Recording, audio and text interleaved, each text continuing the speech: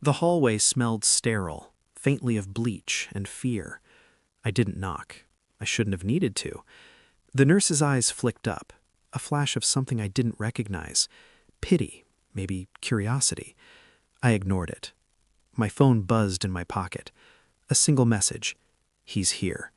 I paused. The words weren't hers. They weren't even mine. The chill ran through me. I stepped into the room and froze. The bass of my heartbeat thundered in my ears, louder than the newborn's cries.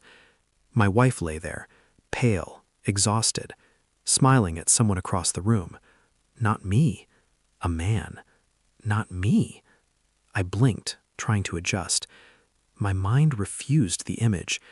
The baby, the man's hand on her shoulder, protective, intimate. My name, my presence, irrelevant. The nurse looked at me again, uncertain. I didn't speak. I couldn't. I left. Quietly. Flight. Betrayal. Confusion. The drive home from the hospital was silent. I replayed what I'd seen, each second stretching, distorting.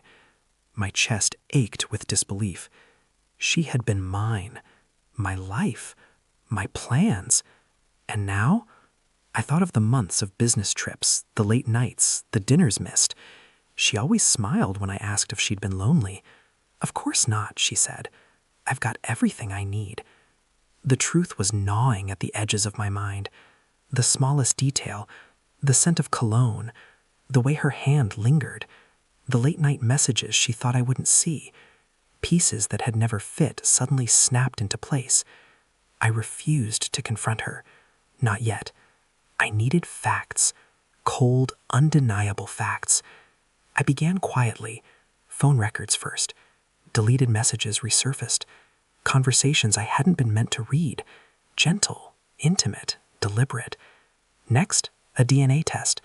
I arranged it under the guise of routine health checkups. She laughed when I handed the kit over. I smiled back, calm, warm. Inside, my mind was a steel trap, calculating each move, each response, each lie I would allow her to tell before the final moment. I watched her. Every gesture, every glance.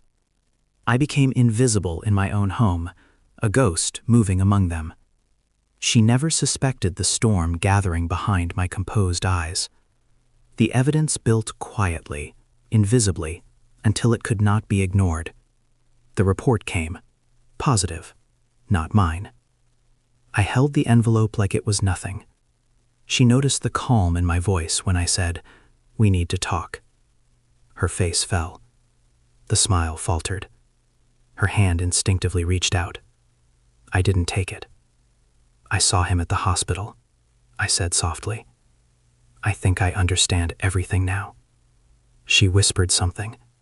A plea, a lie, a confession, I couldn't tell which. It didn't matter. I already knew. She broke first. I stayed silent. I didn't yell, I didn't strike.